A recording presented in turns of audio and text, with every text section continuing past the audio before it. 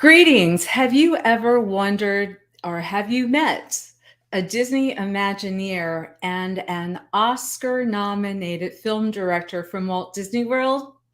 Stay tuned.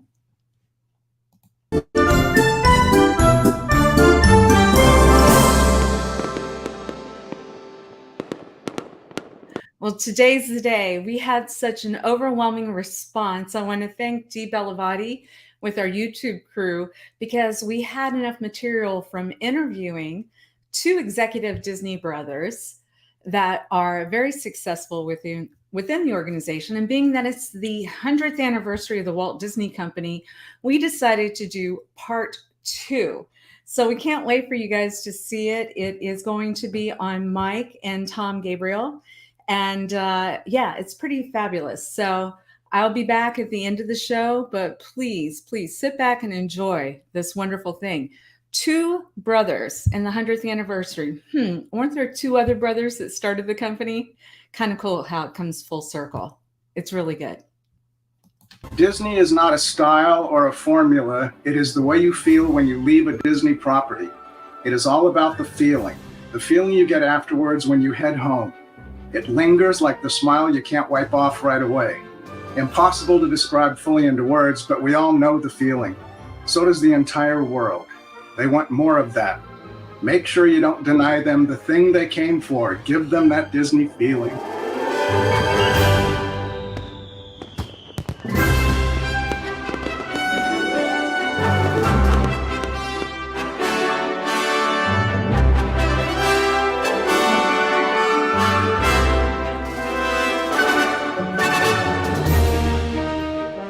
Well, you know what I love when we first started talking before we started recording, you were drinking out of a coffee mug that has a little to do with your history with Walt Disney World, and I'm hoping you'll talk about that.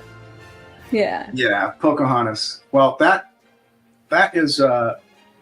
was my second feature. So I came in through animation, and I started as an artist as an in-betweener, which is pretty low rank on the animation scale. Then you become an assistant animator, then you become an animator, and then a supervising animator. So through my 41 years at the studio, I did go through all the animation levels to then become, I was asked on Oliver and Company well, I should even say, the Great Mouse Detective. I had Toby and Felicia, the dog and the cat, who were, of course, giant to the little mice characters. But I supervised those two characters. So I got to start supervising characters, designing characters, and working with Hendel Butoy, who was also supervising. And so John Musker and Ron Clements, were really good friends. And that was kind of my era, these guys, and all the animators of that era. And when I started in the studio, it had John Lasseter had just been there, a year or so. So he was the fresh little assistant animator. Tim Burton was there as an assistant animator, and Tim and I we all became really good friends. Chris Buck, who's now, directing Frozen and just doing these epic features. And it was just I could tell because all my life I was on a military base or moving from town to town, state to state. But I finally found my tribe once I got into with these animators. They were just the most creative, witty, funny, inventive. They were into all the cool things, Oingo Boingo, or Pee Wee Herman was on the Sunset Strip, and they were all, every night you go there, let's go see Pee Wee, or Oingo Boingo's performing, and then Danny Elfman's doing this, and then the voices are coming in. Here's Michael Jackson. He came in one day, with his red leather suit, and it was just such an exciting and really fulfilling time for me. And I look back on it as just like the happiest years of my life, really. I mean, of course, children and my beautiful wife, Tammy, and now grandparents, it's all so wonderful. But I mean, there's something special when you're just free of ties and you're just finding a group of people that you connect with so completely. And they're such good people, and they're so talented, and you have so many fun trips. And like Tim Burton and I and Sue Mantle, at the time, Mantle, it's DeSico now, but the three of us would go down the Grand Canyon Rapids, Tim Burton on the Grand Canyon Rapids, and he would be wearing a white shirt and slacks, and he would be all dressed up because Tim wants to always be the opposite of what you expect. So, and we had such a fun trip. We'd go to Vegas, we'd go to Tahoe skiing and water skiing. You know, Tim's very athletic. And so, I mean, I just wish, you know, he's so busy these days, but ever since he became a director in live action, he's always been one film after another. So we connect every now and then. But I mean, can you imagine hanging with Tim Burton and John Lasseter and Daryl and Chris Buck and Mike Giammo, who's the art director of Frozen Pictures and Pocahontas? So, I mean, just it's a stellar group of people that I got to hang with. Yes, I can, because I'm hanging with the two of you right now, and this is blowing my mind. This is blowing my mind. So thank you. I think that you had mentioned earlier on when we were talking about if, you know, ever doing a retirement speech and really what Disney is about. And I bet, and I would like you to read that for us if you don't mind. But before you do that, you're very humble. You haven't really come right out and said what you do. And I believe Oscars are involved and stuff like that too. So you need to, I want this claim to fame, because your great grandchildren are possibly going to see this on YouTube one day. Hey, look, there's great grandfather. Yeah. Yeah. I'll give you a quick rundown of that. I started on Fox and the Hound as an animator. I went on to Black Cauldron as a full animator. And then I was on The Great Mouse Detective as a supervising animator.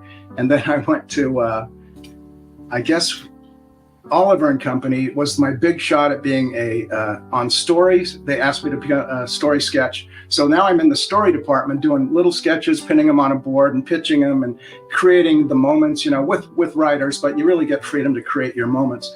So creating the sequences, and then I on that picture, I also got to record the voice talents. I got to record Billy Joel and Adam Ryan, the little kid, and go to the recording sessions and with Cheech Mariner, he was Tito, you know. And there's one line that I got to ad lib, and when we were recording, I came up with this thought of saying when they're looking for Georgette's house, looking for Oliver, and they're wondering where she's hiding this little kitten. We got to free Oliver. They think he's trapped in this mansion, but it's so beautiful to them that Tito says, "If this is torture, chain me to the wall." So I came up with that line. Cheech liked it, and we recorded it, and it gets a laugh. And every time I got a laugh, George Scribner, the director, would glance over at me and go, "God, yeah." So I did Oliver and Company was my leap towards story, and then I was asked after that film to direct Rescuers Down Under, and so I got to work with Hendel Butoy co-directing that. After that, I came up with the idea of Pocahontas, because I was sort of thinking of a Western. And anyway, I ended up seeing a book on a shelf in my uncle's house saying Pocahontas, and I just go, bam, that's a movie. That's with all the mysticism and animism and the magical, you know, belief systems, and you got a king, you've got the princess, and she saves the guy's life. She, you know, and so I'm just like, this is going to be a great film. So it you know, was a very, very rewarding to have your pitch become. I'll show you I've got the Art of Pocahontas here. So just an easy, maybe you take a shot of it later, but this is the pitch. I got to pitch it at what's called there we go. Beautiful.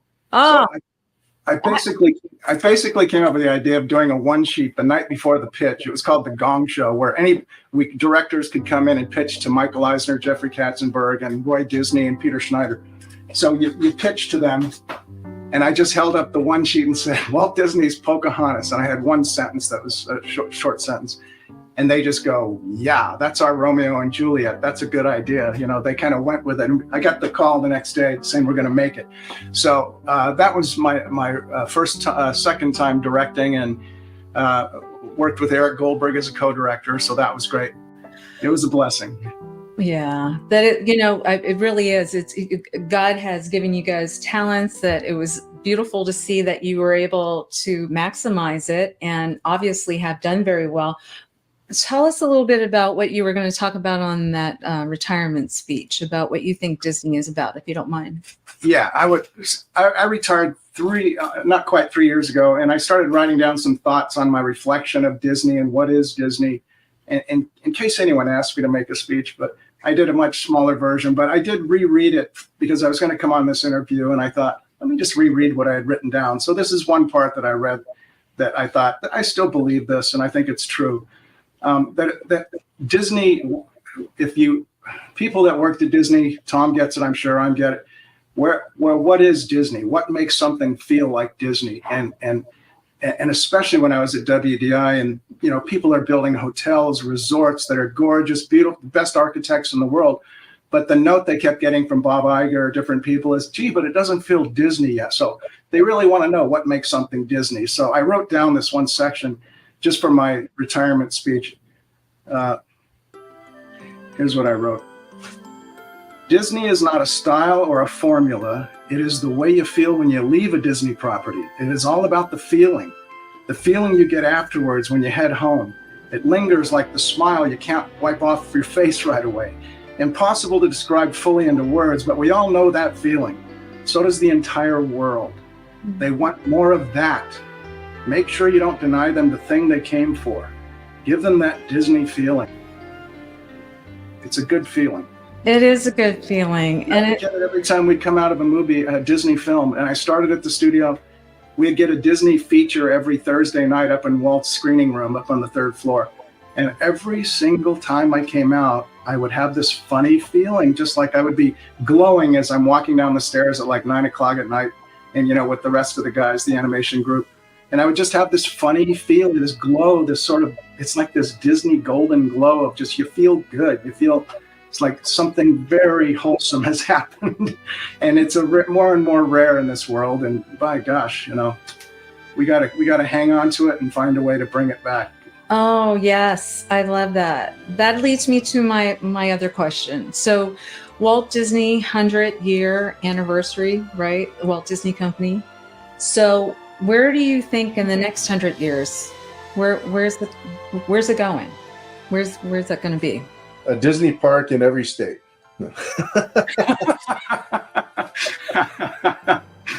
Yes. You shouldn't have given away the secret. Oh, that was on my WDI wall. I forgot. Oh.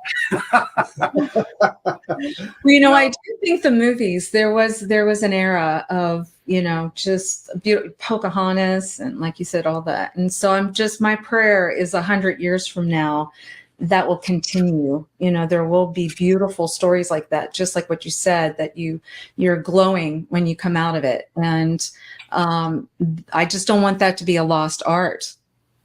Well, it's always helpful to read Walt Disney quotes, and yes, he always, he gave a lot of clues. He says he tries to bring out the best in people when they come to see his films.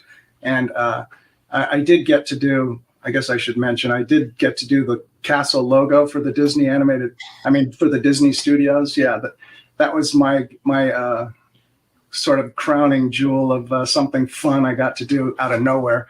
And I was asked, what would I do? They were doing that blue castle, and that was just that flat blue and white thing.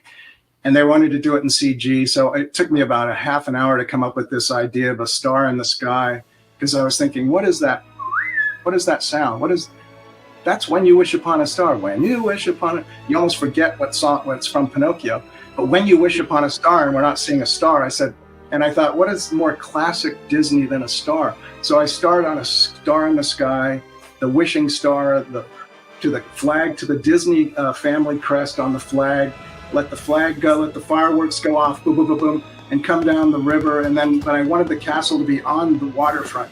And I was using it as a journey. Everything was about a journey: ships, trains, cars, boats, and even I wanted carriages on the carriageway.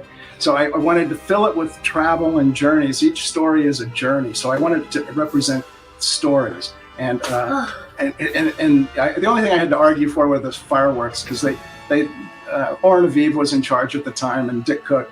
And Oren didn't want the fireworks. He kind of wanted them out, but I had to fight for him, because I said, this is the moment, and every day at the parks, that everyone packs together. You're all on your own world and your own rides and experiencing things singularly. At the firework moment, everyone is one body. We are the Disney body. We're all one being, and everyone's shoulder to shoulder. Little kids are on your neck, and the fireworks are going off, and you're hearing the songs that you've loved being at the theater with your child, and that's the most magical feeling. Is now experiencing it with all these other people, and it's like a massive theater experience, because everyone's feeling the same love for what this represents, the memories this represents. So it all comes waving over you like a tsunami. And that's what fireworks mean. They aren't just colored lights. This is the moment everyone feels so united as one Disney family. They go, okay, you'll keep them. That's and true. I did The name Disney. The name Disney does mean family. I mean, that is family. It's synonymous. That's right. Yeah, It's a family thing. Yeah. it is a family thing. I adore Roy, and I loved working with him. He produced Lorenzo with me and Don Hahn, and so he's special to me. So he was a Trans-Pac yacht racer. He would have these yachts built and he would always have them in his office, little models, and he would be showing you the polyform. So he really cared, and he would pilot the ships across from San Diego area to Hawaii, Trans-Pac races, and he won a number of them. It was his passion. So as I'm doing the rivers in my logo with the castle, coming down to the castle, you'll see there's one river with sort of the old school schooner sailors. But the river that goes right under the castle is a different river. And if you look closely, it's barely there, but you can see a sailing ship. It's a yacht, and it's Pyewacket. It's Roy Disney's racing yacht called Pyewacket. I got the blueprints from it. Baker Bloodworth and I got the blueprints from Pyewacket, and we actually built the yacht. So I always wanted Roy Disney to have the company's back. You know, he's always back there with his yacht, and he's always got an eye on it, and he's always keeping us true on course. So see if you can spot it. The mast is pretty tall. You'll see it. It's not real super clear, but you'll see something back there. That is a full built CG replica of Roy Disney's racing yacht, because Roy's part of this company. I've never even heard that story. That's good. That is beautiful. I can't wait to see that. Hey, Kim, one last thing. You know, when we moved out here, we're out in the Windermere area. Yes. And we hadn't seen Celebration yet. And once we started driving around, everyone says, "Oh, you're going to see Celebration. You know, it's the greatest little town." You know, okay. So me and my wife went one day, and we're checking it out. And as soon as we went there, my first thing my wife says is like, I mean, she was just, "That's where I want to live. You know, I want that house right there." You know, so I was like, "Great." You know, we just moved in a week ago or whatever, but. Yeah, it is. Celebration really is the most beautiful town. The homes are gorgeous. It's like Mayberry, you know. It's unbelievable. Well, you know, I had the honor of, when I worked for Disney, I did work with Michael Eisner for a period of time, and so Michael came back for the 25th anniversary of Celebration, because you know Disney built the town, and as you guys know. You know, Michael's going to say what Michael's going to say, and I couldn't ask you. And so the town asked me to bring him back in, and we did this big event. Maybe it was the 20th anniversary. Yeah. And he was so wonderful. He said that it was one of his best accomplishments. Wow. And you know, Jane, his wife, had actually named the town Celebration. And so it was really one of the first opportunities where it wasn't audio animatronic kind of stuff. It was real people, right? And how are people going to respond? And he was so glowing. And he got to see my daughter, who was 5 when we moved here. And she went through the school system the whole way. And he said, now I feel like it's very accomplished. Because now at this point, he could see a child. She was the youngest child at the school and went all the way through college. And it was really a good thing. But I love Windermere too. Windermere. No, yeah, it's a nice town. I have no complaints at all. Yeah. Oh, I loved it. I thought it was beautiful. Yeah. Beautiful. Just all the trees. I mean, it's just a special vibe there. It's so relaxing and spread out. I mean, at least in the area you're in. I mean, it's just heavenly. I mean, for people coming out from California, moving out here, the one thing that catches you that you don't really realize until you get here is there's no visual landmarks ever to see out here. It's flat. So if I didn't have Waze, I would be lost 100% of the time. You got to have Waze. You got to have Waze as directions. That's a very good point. Very good point. But no state income tax, guys. Come on into Florida. No state income. Exactly. It's get a nice raise. It's good. That's right. Thank you guys so much. Absolutely. So glad you've done it. Yeah, thank you, Kim. You were great to talk with. And good to see Tom across the country. Yeah, brothers. You notice how Kim has this beautiful lighting on her camera, and then we've got these bright lights on our. The host always wants to look better than the guest. That's good. You guys look awesome. Nothing about the lights. It's just who she is. She glows. Yeah. Yes. Bye, guys. Thanks so much. All right. Thanks, Josh. Bye-bye. Bye-bye. Bye-bye.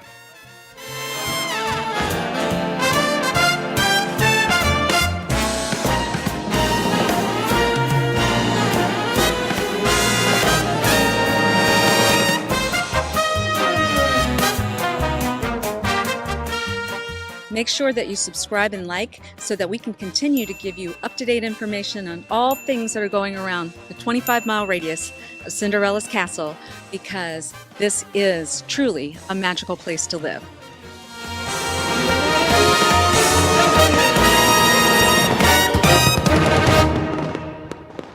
Weren't the Gabriel brothers charming? And they were so many wonderful stories. Hopefully, if you hadn't seen part 1 yet, please go to our Near Disney YouTube channel and be looking for part 1. That was part 2. A couple of nuggets that I just asterisked at the end of it, watching it again, is I love, how they were talking about finding. Mike had talked about finding your tribe. I'd be interested. Who are your all's tribe? I love that. And then I loved, there's been many times when people have said, what is Disney? What makes something feel like Disney? And I have never heard such a great explanation of that. So I would incorporate that. And then Tim Burton, hanging out with Tim Burton and all that fun stuff. And I love the quote that he got in to one of the movies, "If this is torture, chain me to the wall." So great. And then his comment, obviously, too, on how to pitch stories. Isn't that kind of fun, being in front of Michael Eisner and Katzenberg and whoever it is? And they did a gong show type of thing. So for him to present Pocahontas and then create a film, Pocahontas, how excellent is that? And I truly, truly love tying up this interview with, he had a connection with Roy Disney Jr. and love the fact that the Pyewacket, I think I'm saying that correctly, but it's a racing yacht boat that Roy Disney owns and has been involved in, that he paid tribute to the Disney family when he was creating, when you see the Disney movies, that you can see that CG version of that. So what a blessing that was. And thank you again to Dee Bellavati for producing that for us. I want to say, obviously, a special thank you to Mike and Tom Gabriel. And for those of you that are Disney cast members, or anybody that might be watching now, maybe there's some Disney Imagineers looking to move from California to Florida, I would encourage you to please give me a call at 1-800-KIM-HAWK or text me, because we do have something called a Gabriel gift. We're going to be doing that until the end of the year, where if you buy or sell some property with me or my dream team, we're going to be giving you some special cool gifts working with you, because obviously we have been involved with the Disney organization ourselves. My husband still is a Disney exec. He's been there for over 31 years, and I worked there back when I was in my early 20s. So we want to pay a big thank you to everybody out there. All right. Well, we look forward to seeing you. We do 3 shows a week on, actually on Wednesday nights. My dream team does something, how to buy and sell a home in 2023. That's at 7 p.m. So once again, please subscribe and like to Near Disney YouTube channel so you're alerted. And then for those folks that are interested in the town that Celebration, the town that Disney built, I do a show on Monday nights, kind of talking about what's coming up in the next week. As many of you may know, there's not a lot of inventory for sale, so you'll be the first to know if you watch my show on Monday nights. And we do tributes to the locals that are here. So lots of good nuggets of information. But feel free, text me, call us if there's any shows that you like us to do. We've done a lot of cool programs, 25-mile radius around Cinderella's castle. But today, it was a great honor to bring the Gabriel brothers to you. And like I said, make sure you don't miss part 1 if you saw part 2. All right. Thank you so much. And thank you, Daniela. I see your message as well. And I also, oh, thank you. I'm seeing some other messages too. Christy, thank you so much. Okay, God bless everybody. I know a lot of you will be watching throughout the week. Feel free to share as well if you'd like. Take care and have a great Cinco de Mayo. Okay, bye-bye.